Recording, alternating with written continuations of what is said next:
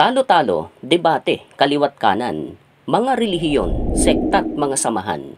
Minsan ay mahinahon, pero madalas ay nagsisigawan. Mga anghel kaya sa langit ay nag-aawitan. Iisang Biblia ang pinag-aawayan. Ano ang nangyari, mga kababayan? Di lang sa Pilipinas, maging sa abroad man, waring ang Biblia, ang pahayag ay hindi malinaw. Minsan tuloy ay matatanong mo, sadyang ang Biblia ba ay nakalilito? Ang Diyos kaya sa langit nang ipasulat ito, may mga inilihim, may mga isinekreto. Bakit naririnig ko mga pagtatalo? Di ba marunong magbasa ang maraming ebangheliko? O ayaw lang paniwalaan ang nababasa sa sagradong libro? Ang pinagpipilitan ay ang sariling gusto. May naririnig naman ako na mga mangangaral, waring ang Biblia ay gusto pang dagdagan. Pinagpipilitan, wala naman sa kasulatan, bunga ng guni-guni at sariling kagustuhan. Kagaya nga nito kay Apostol Juan na libro, dooy nakalagay, sinabi mismo ni Kristo, datapwat ngayoy pinagsisikapan ninyo, napatayin ako na taong nagsasabi ng totoo. Ang Iglesia ni Kristo ay paniwala rito. Laman ng doktrina itinuturo sa mga tao. Si Kristo ay tao. Nasa sagradong libro. Ang sabi naman ng iba, hindi yan totoo. Wala naman daw sinabi ang mahal na Jesus sa John 8:40 na hindi siya Diyos. Kaya malinaw daw, maputi pa sa labanos. Diyos din si Jesus, Diyos din siya. Yun daw ang truth. Aray ko, giliw, nanakit ang bagang ko. Lilitaw pa yata na kasalanan ni Kristo. Dapat daw kasi ay sinabi rin niya sa berso na siya ay tao at hindi Diyos. Yun daw sana ang eksakto. Sos Mariusep, bigla kong naalala ang kwentong pangangaso ng dalawang magbarkada na pagkasunduan na mangaso sila doon sa kabundukan sa kanilang probinsya.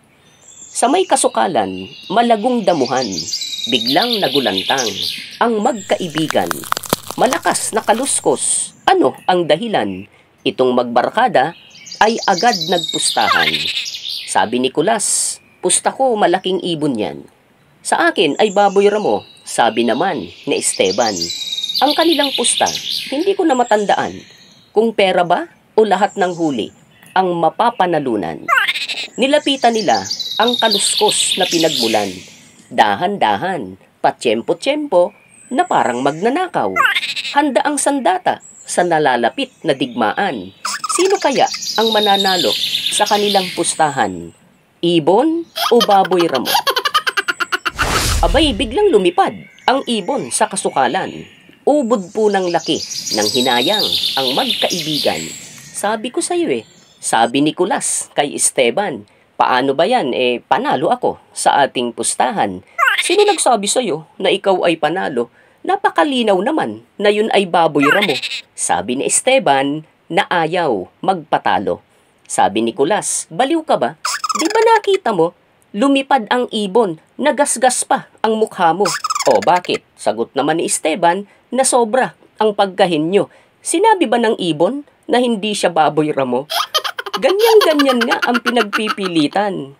Wala nga raw sinabi sa Jesus na mahal, na hindi siya Diyos. Napakalinaw daw sa John 8:40 nitong kasulatan. Ito ba yung sinasabi sa banal na libro? Mga pananalitang pamimiloso po, mga mangangaral na nagkukunwang matalino, ibig pa yatang dagdagan ang nasa librong sagrado. Sa aking pakiwari ay nais palitawin. Kulang ang pahayag ng mahal na Jesus natin, na sobrahan sa kayabangan, kapos sa kaalaman, sa sagradong kasulatan, naging mga lapastangan. Sinabi naman ni Jesus na totoo ang sinasabi niya. Ayaw mong tanggapin, sinungaling ba siya? Ikaw ba na nagtuturo mula sa guni-guni? Yun ba ang totoo? Doktrinang sulsi-sulsi? Buti pa yung mga Hudyo na kausap ni Jesus. Hindi na nagdemand, ang sinabi niyo po ay kapos. Ang sinabi mo lang ay tao ka. Hindi yan lubos. Sabihin mo rin para complete. Hindi ka Diyos. Iyan ba ang hinahanap natin sa John 8:40? Paano kung mismong ang Diyos sa'yo'y may mensahe? Nababasa mo ba ang sinasabi niya sa'yo? Sapagkat ako'y Diyos at hindi tao. Eh kung ang makapangyarihang Diyos ay hindi tao, paano namang ang tao ay magiging Diyos? Isipin mo, taong totoo at Diyos pa rin na totoo, na buo sa guni-guni, aral na inimbento. Di raw imbento yon, yun daw ay nasa Biblia. Kung di raw Diyos si Jesus, bakit nasa langit na siya? Paano po si Enoch at Elias na propeta? Nasa langit na sila. Diyos din ba silang dalawa? Anak ng Diyos si Jesus, kaya dapat ay Diyos din siya. Yung mangga raw kasi, ang bunga rin ay mangga. Ikaw, kaninong anak ka ba? Kung hindi sa Diyos, ay kanino baga? Kung anak ka ng Diyos, Diyos ka rin ba? Iba naman daw ang pagkaanak ni Jesus, the only begotten Son, our Savior, at mananakop. Nung ang anak ay nag-pray at ang Diyos inintroduce, ikaw na mag-isa ang makilala nilang Diyos. Banal daw si Jesus, kaya talagang Diyos din siya. Paano po si David? Banal din siya. Yun ang sabi niya. Mga anak ng Diyos ay binanal na, nasa Biblia. Mga Diyos ba sila? Naku po, ang daming Diyos pala. Pero, sabi ng Diyos, kanyang idineklara, liban sa akin ay wala. Wala ng ibang Diyos pa. Ako at ang Ama ay iisa. Pahayag ni Jesus, nakasulat naman talaga sa Biblia. Diyos talaga si Jesus, ang konklusyon ng iba. Nakasulat ba talaga at talagang sinabi niya na siya at ang Ama ay iisang Diyos sila? Sa susunod na episode, tayo ay magsama-sama, mag-aral, magsanay ng tamang pagbabasa. Batiin po natin ang lokal ng Bayan Luma na nagse-celebrate ng 85th anniversary. Congratulations po sa mga kapatiran dyan, maging kay Mayumi Tuazon. Ganon din kay Ramchi 1427 dyan naman sa Tel Aviv sa Israel. Sana po ay maayos po kayo dyan. Batiin din natin si Kamaiki Tamayo dyan sa lokal ng Nampikuan, Nueva Ecija, distrito ng Paniki, Tarlac. Pinababati ka ni Rex Diamante Jr. na iyong kasintahan. Kumusta po kayo? Maging ang loyal na taga-subaybay natin na si Noslin Todip mula dyan sa lokal ng Masalasa, Tarlac City, Tarlac.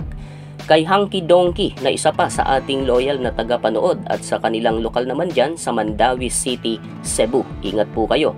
Shout out sa lokal ng Kidapawan, Distrito Eklesyastiko ng Cotabato North at sa lokal ng Sultan Alonto, Distrito Eklesyastiko ng Bukidnon. Lalong-lalo na sa tagapagturo ng awit na si kapatid na Helen Miki. Mula naman kay Nikki Boy Boyet Nicor Peligro. Salamat po sa inyo. Shoutout din kay Luz Grafia at sa lokal ng Angono Rizal at Hillsdale Extension. Batiin din natin ang lokal ng Tala Estate, distrito po ng Caloocan North mula naman kay Dads J. Lasea. Muli po ay maraming salamat sa suporta at sa panonood at aking dalangin na sana po ay manatiling ligtas at maayos ang mga tagapanood ni Duling at ng buong bansa po natin.